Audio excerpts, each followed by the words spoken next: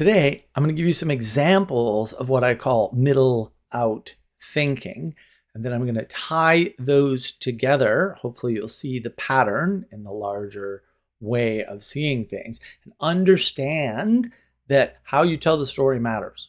That's really what this is about.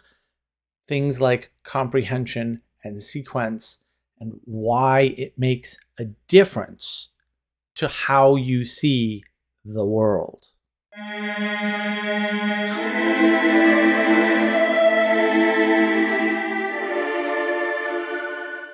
So yes, I've talked about middle out thinking before. I'll link that video here for you. And I just want to give you some more concrete examples. But before we start with, we'll say, reasonable examples, I use the original example that seemed to work with people, seemed to resonate with people, which is the Lord of the Rings. If you think about the Lord of the Rings and you start the story, we'll say it's not the exact center of the story, but it's in the middle of the story, where the set and setting is basically the Council of Elrond. Then the idea, because you don't have any other information, that you should take the ring and use it for yourself seems quite reasonable. And the character that puts forth that idea does not have the context. Gandalf has done the research and knows some of it, right? Aragorn's been around a long time, but these pesky humans, they don't live long enough. Things haven't been passed down properly. There was a break in the line of kingship, for example, right? And so it's reasonable that the character with no past doesn't understand the set and setting of the ring fully, right? May have some stories, but wasn't there. Doesn't really have it in them for whatever reason. And so that's an example of middle out thinking. It would be perfectly reasonable to take the ring of power and use it for yourself. Makes total sense in that way. So what are some better historical ways of thinking about middle out thinking and the dangers of it? Well, let's consider World War II. As I have said before, the idea of World War II is a bad frame. There was no second war. That is ridiculous. Now, that's not to say you can never use this. There's no context in which this is useful. I'm not saying that. There is a context in which it's useful, right? Particularly the United States context, where it's like, well, we got involved in the first war, and then we got involved in the second war, right? But the fact of the matter is, and I don't think I've ever even seen any disagreement about this, thing that causes the so-called Second World War is the First World War. It's the Treaty of Versailles. And so really it's just continuation. And there were plenty of people that knew immediately that the Treaty of Versailles was going to continue conflict, right? Or wipe Germany off the map completely, right? One or the other. They didn't like either of those options, by the way. No one did. And there's a reason behind that, which is the so-called myth of World War II, which, yes, I also have a video on, of course, is an interesting way to think about things. But if you tag that myth at this non-existent thing, which is the second act of the Great War, the problem is, well, what myth did it replace? And what happened as a result of this myth? And how is it different from the old myth? And oh, by the way, how far back does this go? Hint, it's the Reformation. How interesting. So something sets us up for a world war, which was previously impossible. Of course, you can always make an argument that, and this is a reasonable argument, that, well, no, the Great War, the First World War is not the First World War, because the Romans thought that they were in a war with the entire rest of the known world. And that is a fair frame to think about. But for our purposes, we'll say in the age of Gnosis, we're talking about this mechanized, industrialized killing machine. And in that context, which is a much better way to think about this, by the way, that machine has not stopped eating yet.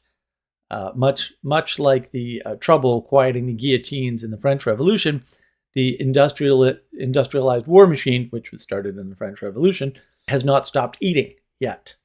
And so it's unreasonable to think that there's only going to be two acts to the Great War, because that's not going to happen. How far we are away from Act 3 is a different question. But it's also unreasonable to tag things at that as though that is the breaking point, when that was clearly not the breaking point, right? And so it's a bad frame. You're starting from the middle of a process of a war that is, again, we're still in the middle of this great war. We're still in the middle of it. It hasn't concluded yet. And you're trying to draw conclusions. And again, I have a video on the myth of World War II, but it's only significant in that, yes, a bunch of things were done to hold things together. I actually have a definition of myth that works. I would argue most other people don't seem to. And that's kind of important so that you understand how to fix whatever it is. Because if you fix the myth of World War II, nothing's going to change. There's another way to do this, and you'll see the pattern right away. Don't worry. You could say Hitler is evil, right? We could jump right into the myth of World War II, right?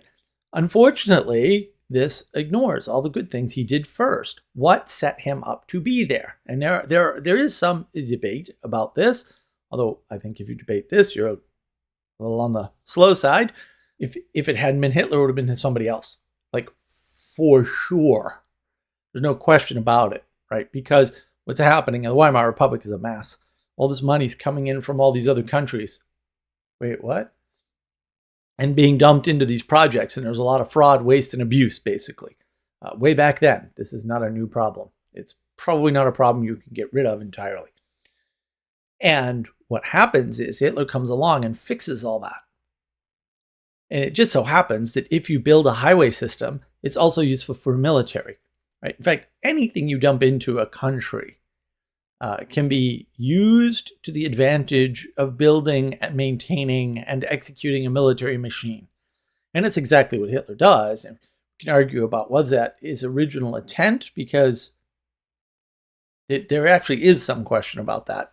Very little, to be fair, but there is some question about that. Like, could he have been content in some other way? The contemporaries think that he could have, right? This is the whole, when he went into Poland, well, Poland didn't exist before the Treaty of Versailles, at least hadn't for quite some time. And so the fact that he would try to stitch things back together after being so horribly abused, not unreasonable. And one way we're still in the middle of this is, we're still talking about Hitler. He's still the source of evil, or at least the penultimate source of evil. And of course, I have a video about that.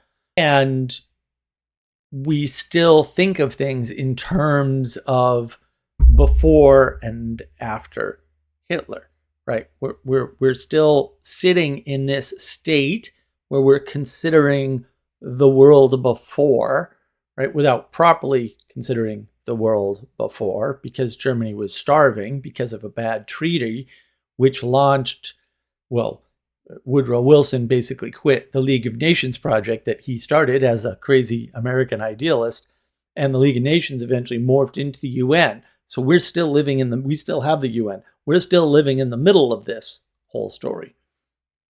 Another way to look at this is the other side, right? You can say, oh, well, there's this secret, right? This is the way Jonathan Pageau puts it, and I'm not strictly against this, but also not terribly helpful, right? There's this secret that we partnered with Stalin, and so communism was kind of okay. Of course, there's a Cold War, so that would kind of knock that right off kind of immediately. Basically, communism was the bad guy. Now, you notice this weird dichotomy, right? Because at some point, people are like, oh, well, Stalin's bad, but communism's not bad. But actually, the message is communism's bad. We don't want it to spread, right? But what does that do for the fate of Stalin? Stalin's not a good guy, right? Hitler's not a good guy. These are not good people. They may have done some good things, right? Particularly in the beginning with Hitler, right? But they're not good people, and they're ultimately not doing good things, whatever good things they may have done before that, right? So the problem is Lenin was no peach, and Trotsky was the original bad guy. He just didn't get a chance to be as bad as possible. Now, what they did was they beheaded the king. It's an interesting pattern. If you haven't seen the history videos, you should watch them. They're excellent. Adam does such a good job. And then you'll kind of understand why this is the correct frame for the age of gnosis, for the quote modernity. It's all right there. It doesn't begin with the beheading of the king, but it begins with the thing that causes the beheading of the king, right? So you've got this idea that, well, Hitler's the bad guy, Stalin's the bad guy, but really these things are okay. Now, if you understood what was going on in Europe at the time, and you have to read contemporary sources, which I did on microfiche back in the day. So when I was a teenager, basically, if you don't know what microfiche is, look it up. It was painful. That's what it is. Microfiche is painful. Then you don't really understand. Hitler is fighting communism using a different form of socialism. Fascism is honest socialism, right? So fascism is independent of the type of government you have, by the way. This is a confusion. People think like fascism is a type of government. No, it's not. That's not what's happening. I mean, fascism is required to implement a socialist system for sure. That's true, right? But you just have two people on the left battling each other. All of Europe, there's no conservatives in continental Europe at this time, for real, at least from a, quote, political aspect. They don't exist. The last conservatives are sitting in England, basically. They're in the UK and in the United States, obviously, but there aren't any on the continent anymore. They're out of fashion to some extent. They're out of political fashion, if you will. That's one way you could think about it. And so if you just take away these cults of personalities, and this was the talk in the 80s. I was there. I remember. This was talk in the 80s. If you take away the cults of personality, then maybe you can redeem socialism. Now, of course, no one does this with Hitler, although now we've switched to doing that with Hitler, right? But they do it with communism. They say, well, if not for Stalin, the communist ideas, that branch of socialism is fine. But it's not. It's based on a trick. I have a video about the trick of socialism right here that you can watch, right? It's based on a trick. And nowadays we say, oh, the problem is nationalism. Well, Hitler's party was the National Socialist Party. So you're kind of saying like, oh, the problem was not just Hitler, it was nationalism. Take the nationalism away and the socialism is just fine. It's like, that's not true. Everyone's from a nation. You should be proud of being from a nation. And you should use what the Irish used in their original Declaration of Independence against, England, which is the ancient idea of nation, which are a peoples, basically, a culture that's sort of united not just by a common language, maybe not even by a common language, but certainly by a common society, cultural heritage, and familial set of familial relationships. That's what a nation is and should remain. The United States is not a nation; it's a federation of nations. Colin Woodard has that right. If you haven't read American Nations, you really should. Right? And so you can see this thread about this middle-out thinking and all the damage that it's causing. So another way to look at this is to say Disney is a propaganda machine that helps to create or perpetuate the myth of World War II. Now, there is a way in which that could be considered true. They certainly took the fairy tales. It looks, in fact, like they took the Brothers Grimm's fairy tales, interestingly enough, right? What part of the world is that from? And then they sanitized it and sort of, made it explicitly only for children or something. But without all the warning stuff in, without all the real danger and harm that a fairy tale needs to do its job correctly. And certainly that happened. But on the other hand, Walt Disney was wonderful to artists, and he created wonderful stuff that outlasted him, to be fair. And the fact that evil people took it over should not be surprising. Also notice the qualities of things seem to follow the great men. That's why they're great men. Great men are real. You're probably not one of them. It's okay. It's fine. Most people aren't. And never will be, and never could be. There's no such thing as the hero's journey. That's all gobbledygook nonsense from a crazy propagandist who's not very bright. And the thing about all of this is that this is a problem of progression. What's connected, why, and how. How time matters through this process. You can't start at World War II.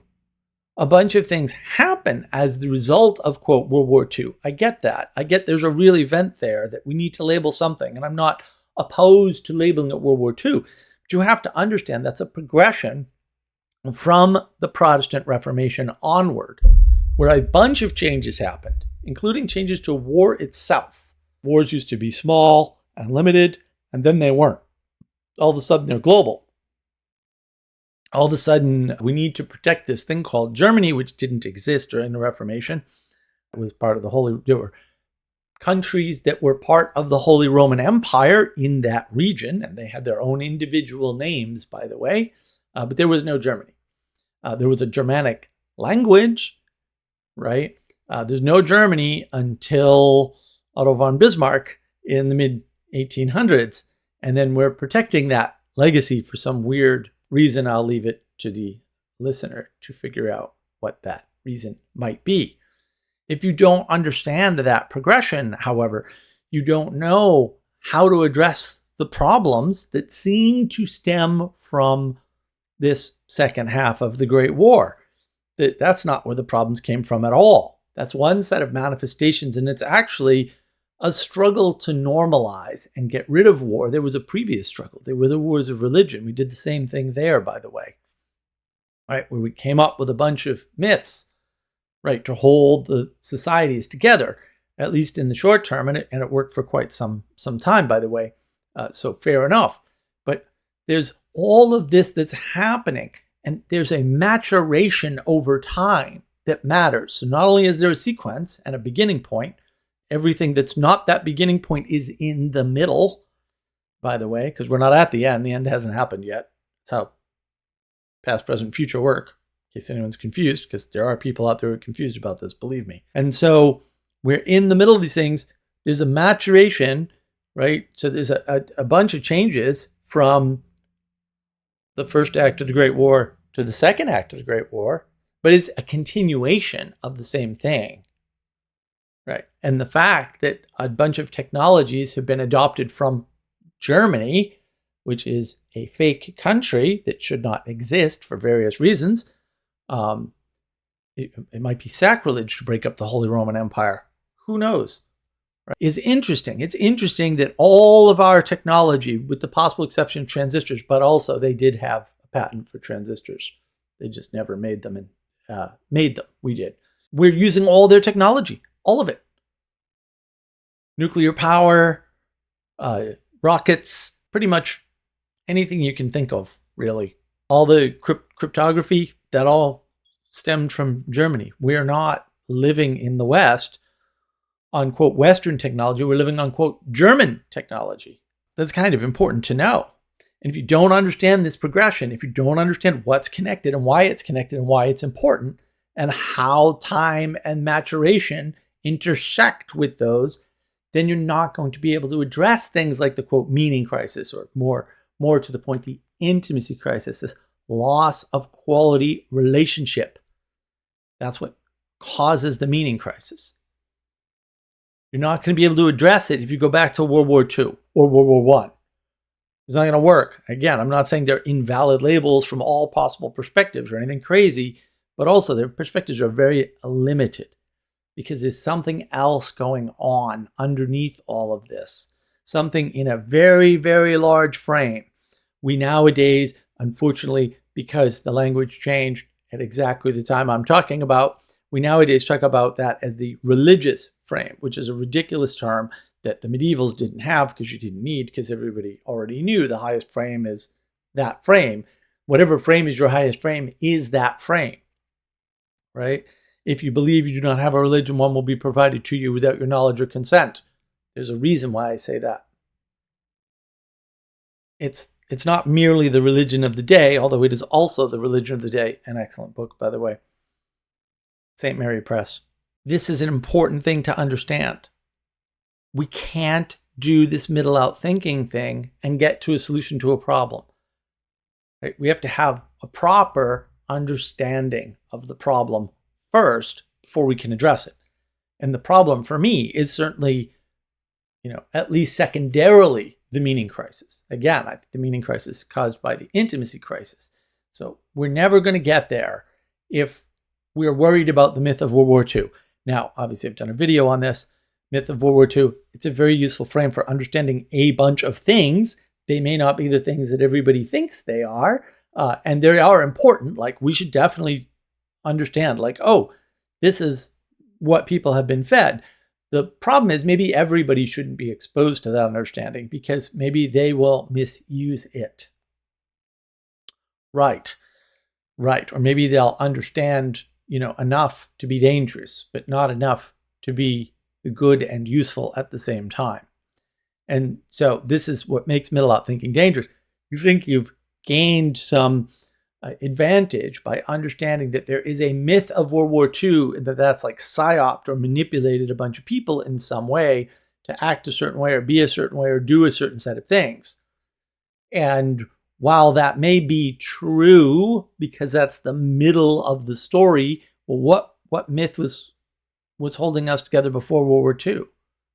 What were the results of that? Where did that come from? And what is, we'll say, the right set of myths or the right mythos to hold us together? Because that's a way more interesting and important question. And then the real question, because if you break down the myth of World War II correctly, you'll kind of figure this out. Although I don't think anyone's done that yet, myself included, right? You'll probably figure out real quick, oh, there's an issue here about who this is for and why this exists and where it does and does not apply. Because while there is a myth of World War II and it's been very useful and it's, quote, breaking down, which I agree with all that, you can't replace it with anything arbitrarily. And there were always people who weren't, quote, fooled by the myth of World War II. And it might be interesting to find out why, who those people are, and what they are doing in place of that, since it seems to be a necessary thing. And these are all the more important questions. And hopefully I've been able to show you the importance of comprehension, the ability to put the world together.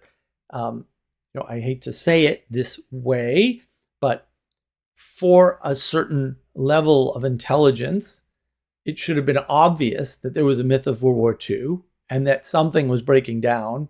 And it's the myth of World War II may be breaking down, but that's not what's causing the problems. That's actually the symptom of what's causing the problems, which is the failure of materialism, right? The limits of fundamentalism, which are the battles being played out right now, right at this moment. It's materialism and fundamentalism battling it out, trying to get relevant again, because we've reached the end of those frames. Those frames don't work, and that's what we're bumping up against. And so being able to comprehend that is important. Understanding the maturation of this very long cycle, it's generations and generations long, right? It's 500 plus years or something crazy, right? Is really important. It's important to see what you're actually caught up in so that you know how to deal with it. Now, most of your problems you want to deal with locally and not worry about any of this garbage anyway, but you're here, so you're stuck thinking about these things, which is unfortunate for all of us. Believe me, I don't want to be thinking about these things either. But here we are, and I feel like I have a better handle on this, so I better do something about it, right? And all of that is to say, be careful with your comprehension. Of course, stay tuned, like and subscribe, all that. Comments, I try to answer comments when I can. And, pay attention to what you're paying attention to. And with that, I'd like to thank you for your time, energy, and attention.